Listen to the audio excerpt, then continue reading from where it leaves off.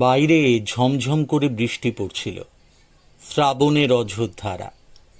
কমলেশের বৈঠকখানা ঘরে আমরা কয়েকজন গোল হয়ে বসে তাস খেলছিলাম। Auction bridge. আমরা কেউই পাকা তাসুরে নই, তাই অকশন ব্রিজটাই পছন্দ করি। এ ব্যাপারে কমলেশের উৎসাহটাই সবচেয়ে বেশি, আর ওই সবচেয়ে বেশি বকুনি খায় ভুল খেলার জন্য। বন্ধু পত্নী একটা বড় জামবাটি ভর্তি তেল মুড়ি দিয়ে গেল, সঙ্গে পেঁয়াজি। এতক্ষণ বসে বসে ভেজেছে, আর পাঁপড় ভাজা। কাঁচা লঙ্কা তো ছিলই। দেখতে দেখতে বাটি খালি, আর কমলেশের বিরুদ্ধে আবার আমরা একটা রাবার পেলাম। কমলেশের পার্টনার হেমাঙ্গ ওকে এই মারে কি সেই মারে। রাঙের হিসেব রাখতে পারে না, তবু তাস খেলা শখ আছে। হেমাঙ্গ রাগী গলায় বলল, কোথায় 200 ডাউন হয় না, গেমটা ওদের পাইয়ে দিল। মাথায় গোবর ছাড়া আর কিছু নেই। কমলেশ অপরাধীর মতো মাথা চুলকোতে থাকে। সত্যি, ও বেচারা কিছুতেই তাসের হিসেব রাখতে পারে না, অথচ ওকে খেলা থেকে বাদও দেওয়া যায় না। আমি ঘড়ি দেখলাম, রাত 8টা। এদিকে বৃষ্টি থামার নাম নেই। অনন্ত ছিল আমার পার্টনার। ও বলল, দে, তাস খেলতে আর ভালো লাগছে না। এই বর্ষায় জম্পেশ করে কেউ যদি একটা ভূতের গল্প বলে তবে জমবে ভালো। ওর কথায় আমরা সবাই সায় দিলাম। কমলেশ ভেতরে গিয়ে আর এক প্রস্থ চায়ের কথা বলে এলো। কিন্তু গল্পটা বলবে কে? আমরা সবাই ওর মুখের দিকে তাকালাম। নবেন্দু এতক্ষণ চুপচাপ একটা বই পড়ছিল। ও এই আড্ডায় আসে তবে তাস খেলতে নয়, স্রেফ আড্ডা দিতে। আমরা তাসে মেতে উঠলেও কিছুক্ষণ খেলা দেখে, তারপর এটা ওটা বই টেনে নিয়ে পড়তে বসে যায়। বই পড়া ওর শখ। বাড়িতে ছোটোখাটো একটা লাইব্রেরি বানিয়ে ফেলেছে। বাংলা ইংরেজি 2 রকমেরই ভালো সংগ্রহ।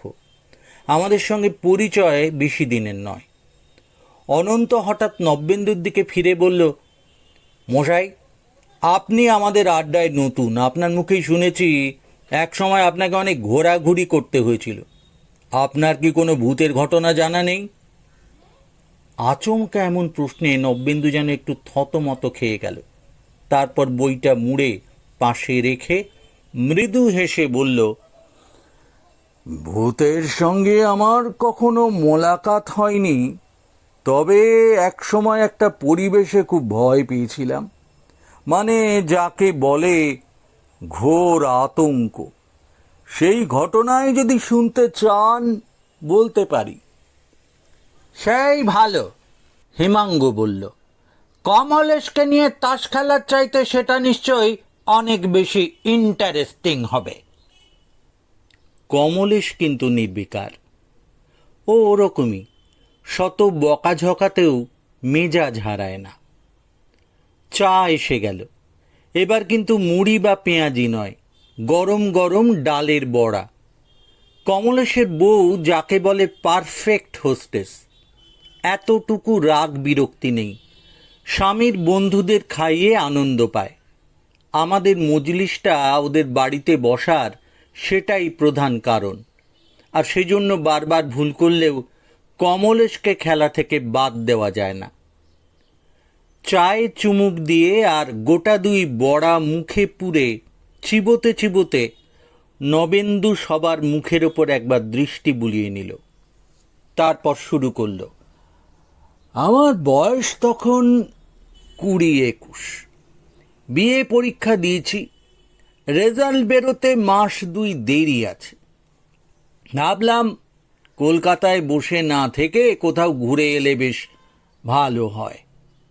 আমার মেজ মামা তখন বিহারের এক ফরেস্ট অফিসার। তিনি আমাকে পরীক্ষার পর যেতে লিখেছিলেন। মস্ত এক জঙ্গলের ধারে বাংলো, বাড়ি। চমৎকার নাকি তার কোয়ার্টার। হাতি, হরিণ, বুনো শুয়োর, খরগোশ এসবের অভাব নেই। আর আছে অসংখ্য পাখি আর ময়ূর। তবে বাঘ ভাল্লুক নেই। মামাবাবু লিখেছিলেন, যদি যাই তবে তাকে যেন আগে থেকে একটা তার করে দিই, তিনি স্টেশনে লোক পাঠাবেন। স্টেশন থেকে তার বাংলো নাকি 7-8 মাইলের কম নয়। যখনকার কথা বলছি তখন স্টেশনে যানবাহন বলতে কিছুই ছিল না, একমাত্র গরুর গাড়ি ছাড়া। ছোট স্টেশন। ভাবলাম হঠাৎ গিয়ে একেবারে মামাবাবুকে চমকে দেব, তাই তাকে চিঠি বা তার কিছুই পাঠালাম না, আমার আসার কথা জানালাম না। বাড়িতে মা বাবাকে অবশ্যই বললাম না সে কথা। তারা জানলেন আমি যে ওখানে যাচ্ছি তা মামাবাবুকে জানিয়েছি। মা আবার মামিমা আর আমার মামাতো বোনের জন্য শাড়ি জামা আর মামাবাবুর জন্য এক বাক্স কড়া পাকের সন্দেশ দিয়ে দিলেন। একটা ব্যাগের মধ্যে আমি সব গুছিয়ে নিলাম, আমার জামা কাপড় আর টুকিটাকি জিনিস পর্যন্ত। রাত্রের ট্রেন। পরদিন স্টেশনে যখন পৌঁছলাম তখন সূর্য মাথার ওপর। মা সঙ্গে খাবার দিয়ে দিয়েছিলেন তাই রক্ষে। ধারে কাছে কোনো খাবারের দোকান চোখে পড়ল না। একেবারেই জংলা গ্রাম, কয়েকজন দেহাতি মানুষ চোখে পড়ল। তাদের কাছে পথের খোঁজ নিলাম। ফরেস্ট অফিসারের বাংলো সবাই চেনে। বনের ভেতর দিয়ে গেলে পথ সংক্ষেপ হবে ঠিকই, তবে সবাই আমাকে ঘুরপথে যাওয়ার পরামর্শ দিল। বনের মধ্যে পথ হারিয়ে যাওয়ার ভয় আছে, বিশেষ করে যারা এখানকার পথঘাট চেনে না তাদের পক্ষে ওই ঘুরপথটাই নিরাপদ। আমি ভেবে দেখলাম ঘুরপথে মামাবাবুর বাংলোয় পৌঁছতে সন্ধে হয়ে যাবে, আর বনের ভেতর দিয়ে গেলে বিকেল বিকেল পৌঁছে যাব। বনের মধ্যে যে পথ হারাবার সম্ভাবনা আছে তা আমার মাথায় ঢুকলো না।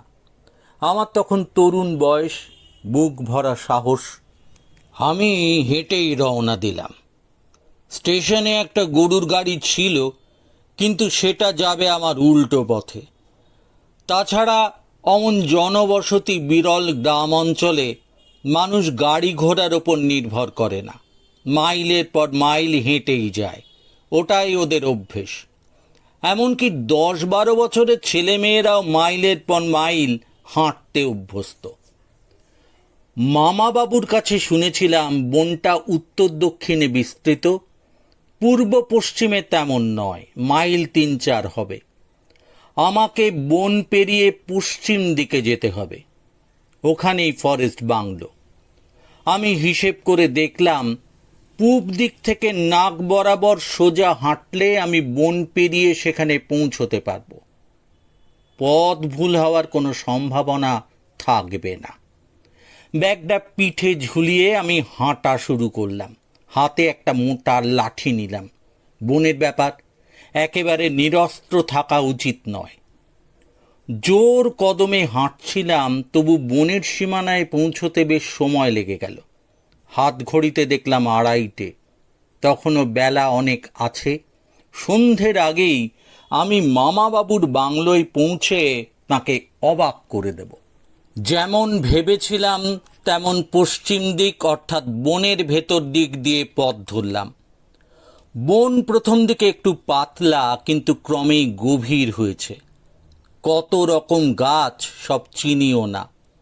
বিশাল বিশাল গাছ অসংখ্য ডালপালা নিয়ে দাঁড়িয়ে আছে। অনেক জায়গায় সূর্যের আলো মাটিতে পৌঁছয় না, দিনের বেলাতেই অন্ধকার। এবার আমি আমার ভুল বুঝলাম। সঙ্গে টর্চও নেই। দিকভ্রম হওয়ার সম্ভাবনা এড়িয়ে যাওয়া যায় না। এই জন্যই বোধহয় ওখানকার মানুষ আমাকে বনের ভেতর দিয়ে যেতে মানা করেছিল। ওদের কথা শুনলেই বোধহয় ভালো ছিল। যাই হোক, আমি দমবার পাত্র নেই। এগিয়ে চললাম। প্রায় আধ ঘন্টা হাঁটার পর যেখানে পৌঁছলাম মনে হলো সে জায়গাটা আগেও দেখেছি। ভালো করে লক্ষ্য করে দেখলাম একটা শিরীষ গাছ, তার বাকলে কিছুটা চাঁচা। এটা তো আমি আগেই দেখেছিলাম। তবে কি ঘুরে ফিরে একই জায়গায় এসেছি? সোজা না হেঁটে গোল হয়ে ঘুরে মরছি। প্রথমে খুব মজা হলো, একচোট হেসে নিলাম। তারপর অন্য পথ ধরলাম। মিনিট 20 হাঁটার পর আমি চমকে উঠলাম, সেই শিরিষ গাছের তলায় এসে দাঁড়িয়েছি। এবার বুকের ভেতরটা কেমন যেন শিরশির করে উঠল। এ কি গোলক ধাঁধায় পড়লাম? হ্যাঁ, কি ভুল হচ্ছে কেন? মনে মনে পশ্চিম দিক অনুমান করে আবার হাঁটা দিলাম। এদিকে সারা শরীরে ঘামের বন্যা নেমেছে। সেই কখন থেকে হাঁটছি, মাথায় রোদনিও কম হাঁটা হয়নি। বেশ কিছুক্ষণ হাঁটার পর একটু বিশ্রাম নেওয়ার জন্য একটা গাছের তলায় বসে পড়লাম। ওপর দিকে তাকাতেই শরীর হিম হয়ে গেল। সেই শিরীষ গাছের তলাতেই আমি বসে আছি। এতক্ষণ হেঁটে একটুও এগোতে পারিনি, সেই গাছটার কাছেই ফিরে এসেছি। এদিকে তেষ্টায় বুকের ছাতি যেন ফেটে যাচ্ছে। নবেন্দু একটু থামল, তারপর শ্রোতাদের মুখের ওপর চোখ বুলিয়ে বলল, আমার তখনকার মনের অবস্থাটা আপনারা একবার ভাবুন। গভীর অরণ্য, আবছা অন্ধকার, আমি একা, প্রায় নিরস্ত্র। সেই বনে ঘুরপাক খাচ্ছি, বেরোবার পথ খুঁজে পাচ্ছি না। এদিকে সূর্যাস্তের সময় হয়ে আসছে। বনের মধ্যে নেমে আসবে নিশ্ছিদ্র অন্ধকার। বন থেকে বেরোবার কোনো আশাই আর থাকবে না। আপনারা প্রত্যেকেই কোনো না কোনো সময় ভয় পেয়েছেন। কেউ ভূতের ভয়, কেউ চোর ডাকাতের ভয়, কিংবা অন্য কোনো ধরনের ভয়। কিন্তু সেই পড়ন্ত বেলায় ওই বনের মধ্যে নিঃসঙ্গ নিঃসহায় আমি যা ভয় পেয়েছিলাম, তা ভাষায় আপনাদের বোঝাতে পারবো না। সে এক ভয়ঙ্কর অনুভূতি, গা ছমছম করা অনুভূতির চাইতেও অনেক বেশি আতঙ্কজনক। তবে কি বনের গোলক ধাঁধায় উদ্ভ্রান্তের মতো ঘুরে আমাকে মরতে হবে? শেয়াল শকুন আমার মৃতদেহটা ছিঁড়ে ছিঁড়ে খাবে? ভাবতেও আমার গায়ে কাঁটা দিয়ে উঠল। তবু তখনও পর্যন্ত কোনো বন্য প্রাণীর মুখোমুখি আমাকে হতে হয়নি। কিন্তু সন্ধ্যের পর তারা যখন খাবার খোঁজে বেরোবে, তখন বাঘ ভাল্লুক ছাড়া অন্য হিংস্র প্রাণী কি থাকতে পারে না? অজগর, ময়াল, এসব তো বনেই থাকে। তবু আমি সাহসে ভর দিয়ে উঠে দাঁড়ালাম। বন পেরোবার আর চেষ্টা নয়, বরং যেদিক থেকে এসেছি সেই দিকেই ফিরে যাই। প্রাণে তো বাঁচব।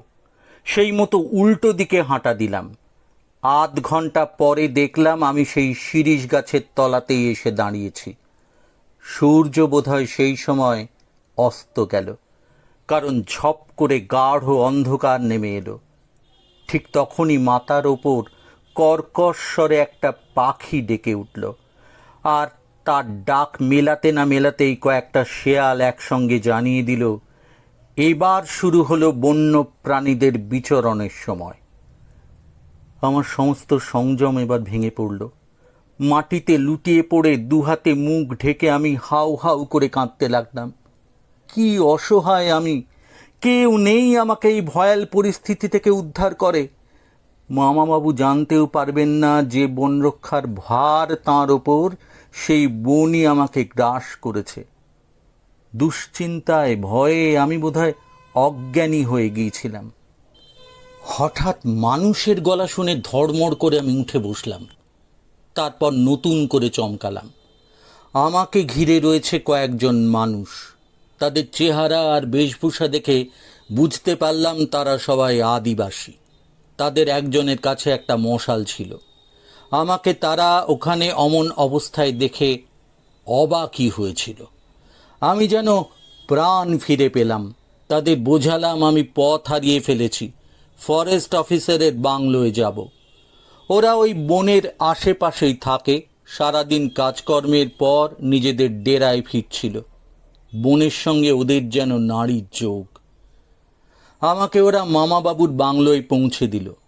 মামাবাবু অনেক করে বলা সত্ত্বেও একটা পয়সাও নিল না। শুধু বলল, জঙ্গলবাবু ওদের একদিন ভাত মাংস খাইয়ে দিলে ওরা খুশি হবে। ওদের মুখেই শুনলাম বনে এক কুহকিনী আছে। পথ না জানা কোনো পথিক বনের ভেতরে ঢুকলে তাকে সেই ঘুরিয়ে মারে। গোলক ধাঁধায় পড়ে সেই পথিক আর বেরোতে পারে না। তারপর এক সময় ক্লান্ত ক্ষুধার্ত পথিকের রক্ত চুষে খায় সেই ডাকিনী। উপজাতিরা তাকে সন্তুষ্ট করার জন্য প্রতি অমাবস্যার রাতে তার উদ্দেশ্যে মুরগি, হাঁস এসব বলি দেয়। যে শিরীষ গাছটার কাছে বারবার আমি ফিরে আসছিলাম, সেই গাছের তলাতেই নাকি বলি দেওয়া হয়। আমার জোর বরাত, তাই ওরা সেই সময় এসে পড়েছিল, নইলে অন্যান্য হতভাগ্য পথিকের মতো আমাকেও শুকিয়ে মরতে হতো। এটা অবশ্যই ওদের কথা। একটু দম নিয়ে নবেন্দু বলল, আজকের বিজ্ঞানের যুগে এসব কথা কেউ বিশ্বাস করবে না, কিন্তু এখনো মাঝে মাঝে আমি স্বপ্ন দেখি সেই বনের মধ্যে পথ হারিয়ে আমি ঘুরছি। ভয়ে আতঙ্কে আমার যেন দম বন্ধ হয়ে আসে। নবেন্দু তার কাহিনী শেষ করল। বাইরে বৃষ্টিও ততক্ষণে ধরে এসেছে। গল্পটা ভালো লাগলে লাইক করবেন, শেয়ার করবেন আর সাবস্ক্রাইব করবেন।